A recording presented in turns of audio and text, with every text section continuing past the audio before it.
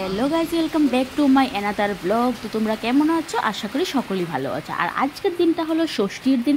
আর ষষ্ঠীর দিন সকাল সকাল ঘুম থেকে উঠি, তাড়াতাড়ি করে ষষ্ঠী পূজাটা দিয়ে নিয়েছি। কারণ কি জানো, আজকে আমাদের কম্পিউটারে এক্সাম আছে, তার জন্য তাড়াতাড়ি করে সকাল সকাল ঘুম থেকে উঠে যত তাড়াতাড়ি সম্ভব হয় পুজোটা দেওয়ার চেষ্টা করলাম।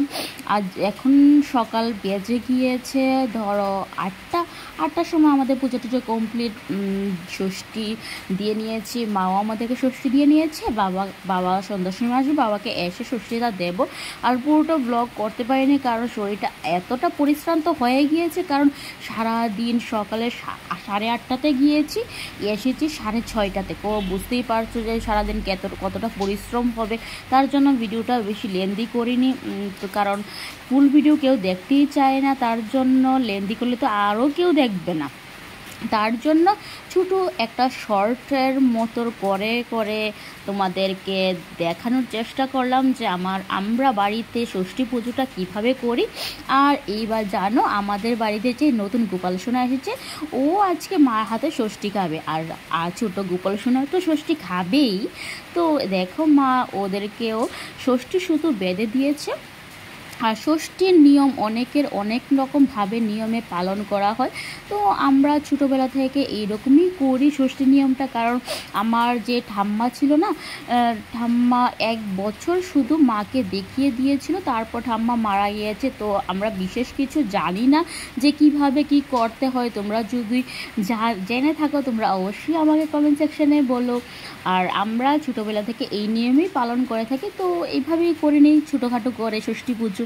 অনেকের বাড়ি তো করেই না, অনেকের বাড়ির নিয়মই নেই বলে, আর যাদের আছে ওরা অনেকে করে না। এখন মা বোনকে ষষ্ঠীটা বেঁধে দিচ্ছে। ষষ্ঠী পুজোটা কমপ্লিট হয়ে গিয়েছে। আর গোপাল সোনাকে তো ষষ্ঠী দিয়ে নিয়েছে, আমাকেও ষষ্ঠী দিয়ে নিয়েছে। তো আমি মাকে বললাম, দাঁড়াও আমার বোনের ব্লগটা করি, ভিডিওটা করি, তুমি যে ওকে ষষ্ঠী সুতোটা বেঁধে দেবে। তো মা ষষ্ঠী সুতোটা বেঁধে দিচ্ছে, তো এটার ভিডিওটা আমি করে নিয়েছি। আর এখন দেখো, আমরা মাকেও ষষ্ঠীটা দিয়ে নিয়েছি। কারণ এতটা তাড়াহুড়া ছিল না, তাড়াহুড়োর সময় যতটুকু পারি ততটুকু করেছি। তাড়াতাড়ি ভাতটা খাওয়ার পর্যন্ত টাইম পাইনি।